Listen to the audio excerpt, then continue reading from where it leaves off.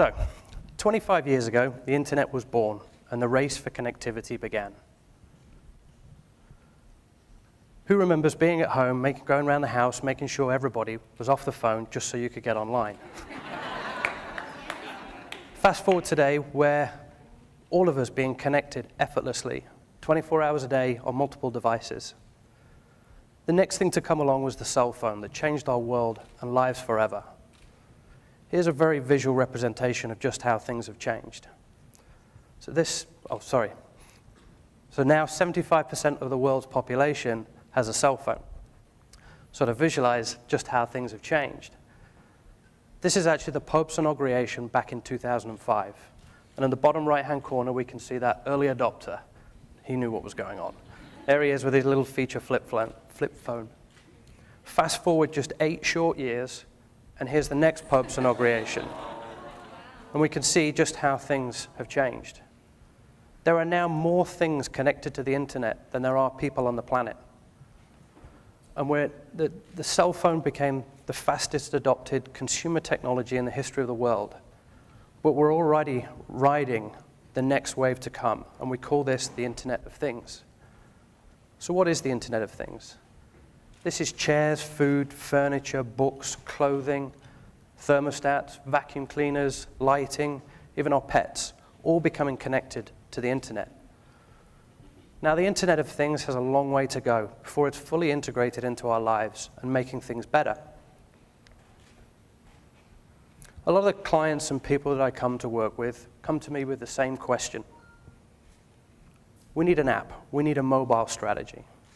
Now, most of the time, this is true and correct, but also this thinking is already outdated. Companies and brands need to start thinking differently. Instead of a mobile strategy and building an app for the sake of it, what we actually need is the human experience. We need an experience strategy. One in which technology becomes more passive and doesn't consume us. It shouldn't be the responsibility of me to set my alarm clock, to get up, make my coffee, to pull out my phone, pull out Google Maps, and find a route to where I'm going. But the responsibility should be on my alarm clock to know my schedule, for my coffee to brew just at the right time when I'm waking up, and for my car to map my ride and to find me a parking space, all because I put a breakfast meeting in my calendar. All of these things working behind the scenes, integrating the physical things and the online world to better our lives. Companies and brands, as I've said, need to start thinking differently, connecting with people on a one-to-one level. We can all relate to going to the supermarket to do our shopping. Now, this is a segment that probably knows more about what we want before we do, based on sales history and data, yet still to continue to sell me promotions for coupons and things for dog food when they know I don't have a dog. These are all missed opportunities. Now, the online world is already far ahead of that, the physical world, starting to personalize the experience you have online different to that of the physical world. Here's a snapshot of a web page I took last week. The internet seemed to know that I needed some help with my TED Talk. The internet and online is going to change even more with this. Targeted advertising is just the beginning. But why doesn't the physical world work in the same way? Why doesn't the physical world personalize to me and my needs and the things that I want? Now, companies and brands spend huge amounts of money building these physical spaces. Ships, towns, offices, restaurants, all of these things, without ever giving a second thought to how the digital world should integrate into that space. Most often than not, a website or a mobile app becomes an afterthought, when in actual fact it should be given equal amount of attention and focus as designing the physical space itself. These things should work together in harmony to truly transform how we interact with the physical world around us. So what is an experience strategy? What does this mean? So we break this down into 3 core areas: engagement, convenience, and context. So let's take a really simple use case, buying a cup of coffee. How can buying the experience of buying a cup of coffee change when we add engagement, convenience, and context to this? So very simply, the coffee shop should start engaging with me even before I get to the coffee shop. They can reach out and start messaging me. understanding that around 8 a.m. every Monday morning, I usually go and buy a coffee.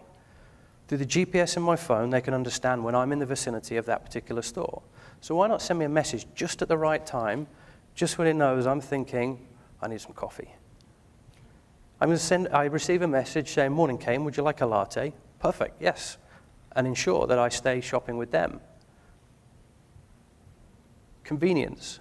By sending me that message just at the right time, just when I'm thinking I'm going to want something, the information is presented in front of me, thus making the experience convenient that I don't even have to start thinking about it. Now, the coffee shop knows that I drink latte because I order the same thing every single time I go in, but yet it continues to ask me the same time, what is it you want? Now, this store knows what I want, it knows who I am, and in actual fact, it also knows how I usually pay. Yet still I walk around with cash and change in my pocket or pulling out my wallet and my credit card, when these things and the technology exists for all these things where you can just charge me. So now we can take this one step further. We can add context to the situation as well. So around 11:30 in the morning, I receive a message from the store. Morning, Caine. I see it's almost lunchtime, and actually from where you're standing, you're just around the corner from one of our sister coffee shops. We have some great fresh sandwiches today. Can I interest you in one? Perfect. Yes, I was just thinking, where am I going to get lunch? I then receive walking direction, and they guide me to that store, again, ensuring that I remain a customer of them. By sending a blanket message to everybody the store knows, hey, we've got some great sandwiches on special today, would anybody like one? It's kind of pointless. Most of these people are probably not even in the vicinity of the store. So by sending messages and communicating to customers without adding context to the situation, kind of makes the messaging pointless and irrelevant. This is a new level of experience from brands and companies interacting with their customers. This is having an experience strategy where the focus remains truly on the customer and the experience they are going to have with your brand. So to sum things up of this, companies need to start making things personal to me, things that matter to me, and not talk to me like any other person. Engage with me on a one-to-one level, make my life as convenient and easy as possible, and talk to me in the right time and location and relevance. Now, this new way of thinking is relevant to every brand, every company, every type of experience. You can apply this thinking to everything. So another example, watching TV at home. My TV can know that it's me that's sitting in front of it, so why doesn't my TV talk to me on a one-to-one level? Why make me spend 30 minutes looking through 300 channels when you already know what I want to watch? So why not present me with options? Hey, Caine, did you want to finish watching the episode of Breaking Bad you started last week? Perfect. Yep, thank you. Making it convenient. Another example, my car. My car knows when it needs a service. Now, my car can know which garage I use, and by connecting my calendar to my car and my car to my garage, allowing the two things to communicate and talk, and figure out a time that works for me and the garage, I'm then simply presented with, would you like to book in your service for 4 p.m. on Thursday? All of this happening seamlessly behind the scenes without me having to do anything. This is when technology becomes passive and works better to improve our lives and doesn't consume us, where we all sit here glued to our phones and not interacting with the physical world around us. So to sum things up, everything is an experience. Stop competing on being the best price, the cheapest, but focus on building a great product and then building the best experience you can for your customers. Companies like Apple and Disney don't compete on being the cheapest. They're actually some of the most expensive. They don't compete on having the biggest roller coasters or actually the latest features. What their pure focus is on is the experience of the customer. So this, I encourage you to go away and start thinking and planning what your experience strategy is. Thank you.